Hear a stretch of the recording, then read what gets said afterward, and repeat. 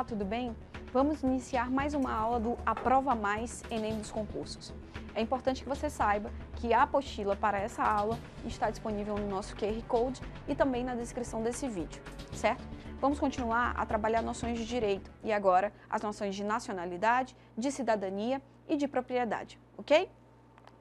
Nacionalidade é um vínculo jurídico-político e esse vínculo jurídico-político é o que determina, é o que liga o indivíduo ao Estado, é o que determina se você é nacional de um país, nacional de uma nação, perfeito?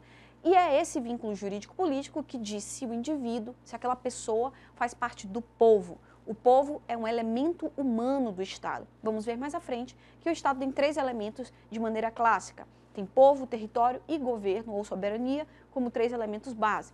E o povo é o elemento humano. Portanto, para fazer parte do povo, você tem que ser um nacional, ok? Povo não é o mesmo que população. População é um critério estatístico, ou seja, para que serve o povo? O povo é um elemento do Estado e é o povo que diz se você é fazer parte do povo, que diz se você é um nacional, se você tem os direitos fundamentais daquela nação, daquele Estado, perfeito? Já a população é um conceito mais amplo. População é um critério estatístico para observar quem está residindo ou não naquele país, naquela nação, perfeito? Naquele país, por exemplo, pode estar residindo estrangeiros, podem haver pessoas de passagem, e isso não significa dizer que essas pessoas são nacionais, que essas pessoas fazem parte, por exemplo, do povo brasileiro, ok?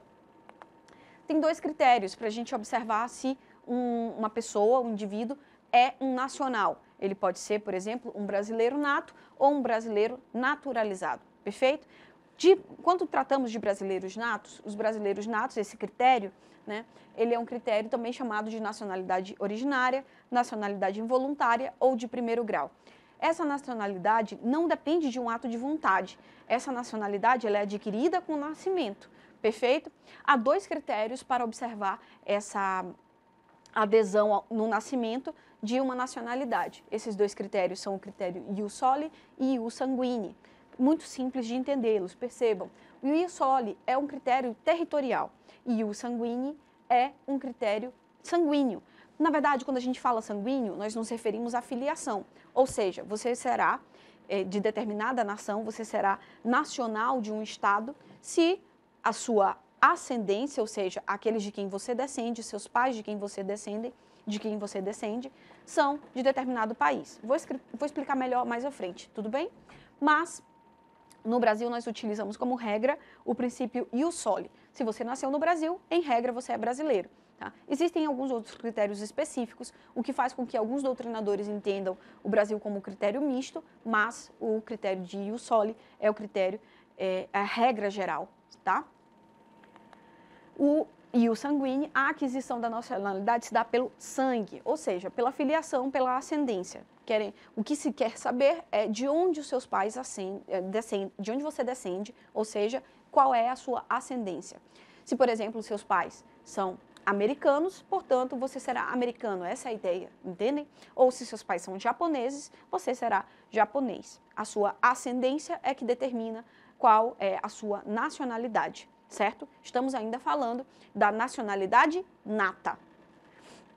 Ius soli, a definição tem a ver com o local de nascimento, não pouco importando aí a descendência, ou seja, de onde você descende.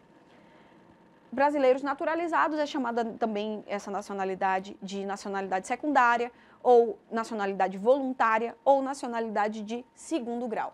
Aqui é necessário que haja um ato de vontade, não, na realidade, um ato de vontade dúplice, que um indivíduo deseje fazer parte de uma nação, deseje ser considerado nacional de um país e também que aquele Estado-nação considere aquele indivíduo como apto a fazer parte do seu povo, perfeito?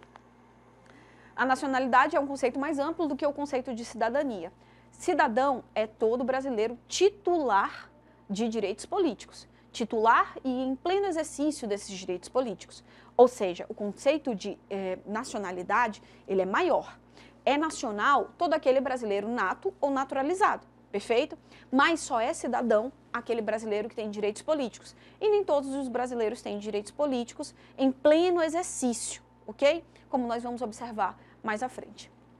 A diferença é que o cidadão é um nacional com possibilidade de exercício, possibilidade de gozo dos direitos políticos, certo? Bom, pessoal, a cidadania, como eu havia explicado, é o pleno exercício dos direitos políticos. Quando a gente observa o pleno exercício dos direitos políticos, nós atrelamos imediatamente a ideia de soberania popular, a ideia de que todo poder emana do povo.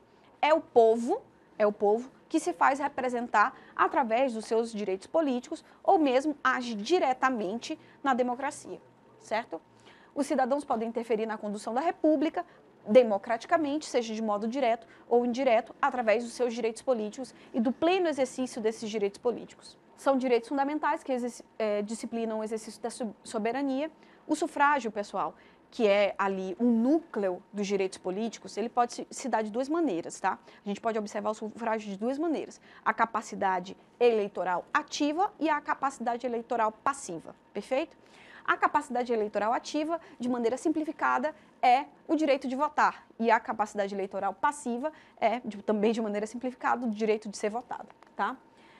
Bom, é necessário que se observe, para a capacidade eleitoral ativa, os critérios de obrigatoriedade e facultatividade, certo? Como vocês já devem imaginar, é obrigatório o voto para maiores de 18 anos, certo? Mas será facultativo o voto para menores de 18 e maiores de 16, ou seja, entre 16 e 18 anos o voto é facultativo, algo que vocês também já devem imaginar. Porém, também é facultativo o voto para pessoas não alfabetizadas. Aqueles que não tiveram acesso à alfabetização podem votar ou não. É facultativo, é um direito que lhes é garantido, mas não é obrigatório. Bem como para maiores de 70 anos. Tenham cuidado, questões geralmente geram pegadinhas, trazendo aí a idade de 60, ou seja, confundindo os candidatos através da ideia de idoso, tem facultatividade. Isso não é verdade. É só apenas a partir dos 70 anos, 70, que alguém aí não pode, aliás, tem a facultatividade do voto, certo? Até os 70 o voto é obrigatório. Dos 18 aos 70 existe obrigatoriedade. Perfeito? Capacidade eleitoral ativa, ou seja, o direito de votar. Nós temos que observar aqui quem são inalistáveis, ou seja, quem não pode fazer o alistamento eleitoral, perfeito? Menores de 16 anos. Então, percebam, os menores de 16 anos, eles são indivíduos, além de serem indivíduos, são sujeitos de direitos, têm direitos fundamentais protegidos, não só pela nossa Constituição, como por legislações infraconstitucionais, como é o caso do ECA, do Estatuto da Criança e do Adolescente. No entanto, os menores de 16 anos não têm direitos políticos e, portanto, eles não ali participam dessa cidadania, perfeito? Os estrangeiros também não podem ser considerados cidadãos, não têm direitos políticos, enquanto não passarem pelo processo de naturalização. Se quiserem, obviamente, tendo em vista que é um ato de vontade. E os conscritos. Os conscritos são aqueles militares em serviço militar obrigatório, tá? Ou seja, aqueles que não podem sair da conscrição também são inalistáveis, perfeito? Para a capacidade eleitoral passiva, ou seja, para o direito de ser votado, é necessário que alguns critérios sejam observados. O primeiro deles é que você seja nacional. Você não pode ser votado, você não pode ser eleito se você não for nacional. Lembre-se, nacional aí que significa que é brasileiro nato ou naturalizado, perfeito? Também tem que estar em pleno exercício de direitos políticos. Você não pode ser votado se você não estiver em pleno exercício de direitos políticos, se você sofreu, por exemplo, alguma suspensão dos seus direitos políticos por decisão judicial. Também, aliás, só pode ser votado aquele que estiver alistado eleitoralmente. É uma logicidade, mas está em lei e precisa ser falado. Assim como é necessário que você esteja no seu domicílio eleitoral. Vou exemplificar. Não é possível que você more, viva, esteja no seu domicílio eleitoral, ou seja, seja alistado eleitoralmente no município de São Luís e, ao mesmo tempo, se candidate a vereador no município de Imperatriz. É necessário que você seja alistado eleitoralmente no município de Imperatriz para ser votado no município também, na mesma cidade. Entenderam? Bom, além disso, é necessário que haja filiação partidária. No Brasil não é possível que haja a capacidade eleitoral passiva sem filiação partidária. É necessário que você esteja alistado em um partido e é necessário que seja observada a idade mínima para o cargo, ok? As idades mínimas para os cargos são 18 anos para vereador, 21 anos para deputado federal, estadual e distrital, 30 anos para governador e 35 para presidente e senador, ok? Também aqui, pessoal, é necessário observar que essas idades mínimas para governador é governador e vice-governador. E 35 anos é para presidente e vice-presidente, tudo bem? São absolutamente inelegíveis aqueles que são inalistáveis, que já conversamos, os inalistáveis, as pessoas não alfabetizadas, inalistável é o menor de 16 anos e inalistável é o conscrito, tá? Eles são absolutamente inelegíveis, não podem ser eleitos, não têm capacidade eleitoral passiva, bem como os analfabetos. Ainda tratando a respeito dos direitos destinados à população, a esses cidadãos, nós vamos começar a conversar a respeito do direito à propriedade, perfeito? O direito à propriedade também é um direito fundamental, é um direito fundamental de primeira dimensão, é um direito individual, destinado, portanto, ao usufruto, né, ao exercício individual, perfeito? Não se trata de direito absoluto, como nenhum outro direito fundamental, o direito à propriedade privada não é absoluto e, portanto, ele tem limites. O limite principal ao direito à propriedade é a chamada função social da propriedade. A função social da propriedade é um limite importante, pois pondera a propriedade privada e as necessidades da sociedade, perfeito? Bom, o artigo 5º determina esse limite. A propriedade atenderá à sua função social. É necessário compreender o que significa esse princípio, tá? O artigo 182 da Constituição, por exemplo, delimita que a propriedade urbana, ela cumpre as suas funções quando atende às exigências do plano diretor. A propriedade rural tem outras exigências que precisam ser observadas, mas se ela, por exemplo, for uma propriedade rural produtiva, ela está atendendo à sua função social. A função social é a necessidade que a propriedade privada, ela atenda a alguma necessidade da sociedade, perfeito? Além disso, a administração pública também, visando atender esses interesses públicos, que por vezes são interesses da coletividade, a administração pública pode desapropriar uma propriedade privada, quando, observando-se a necessidade e a utilidade pública ou interesse social, mediante a justa e prévia indenização. Então, se não houver necessidade e utilidade pública ou interesse social nessa desapropriação, essa desapropriação é incorreta.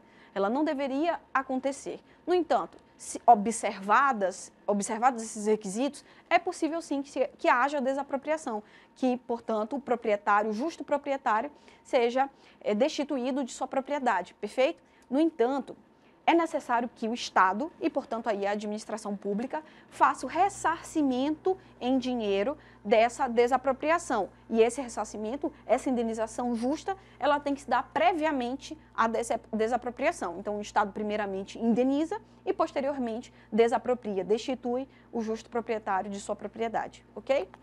Bom, agora só vamos trabalhar duas questões para finalizar os nossos estudos a respeito da nacionalidade, da cidadania e da propriedade.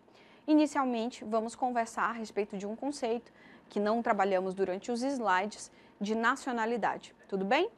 Bom, essa questão a respeito de nacionalidade diz-nos o seguinte: assinale a única alternativa que apresenta um dos cargos privativos de brasileiros natos, nos termos da Constituição Federal. Ou seja, o que a questão quer saber é quais são os cargos que apenas brasileiros natos podem ocupar, ou seja, os cargos que brasileiros naturalizados não podem ocupar, perfeito? Existem 5 assertivas, só tem uma incorreta. Primeira assertiva, prefeito. Segunda, ministro do Supremo Tribunal Federal. Terceira, soldado das Forças Armadas. Quarta, juiz de direito. Quinta, deputado estadual. Vamos prestar atenção. A resposta correta para essa questão é letra B, ministro do Supremo Tribunal Federal. Mas onde é que eu posso buscar essa questão? Onde é que eu posso encontrar as respostas para essa questão? No artigo 12, parágrafo 3º da nossa Constituição. Artigo que eu já indiquei nas aulas anteriores e nesta presente aula, portanto, você deve ler o artigo 12 ao artigo 14 da nossa Constituição para ter noções básicas de nacionalidade e cidadania. Muito importante essa leitura, esse estudo privativo seu, perfeito? Mas lá no artigo 12, parágrafo 3º, nós não temos apenas como cargo privativo de brasileiros natos o cargo de ministro de Supremo Tribunal Federal, ou seja, não apenas o cargo de ministro de Supremo Tribunal Federal está inscrito no artigo 12, parágrafo 3º, como cargo privativo de brasileiro nato. A intenção dessa norma é proteger o próprio Estado brasileiro, ou seja, proteger a nação, proteger o Brasil.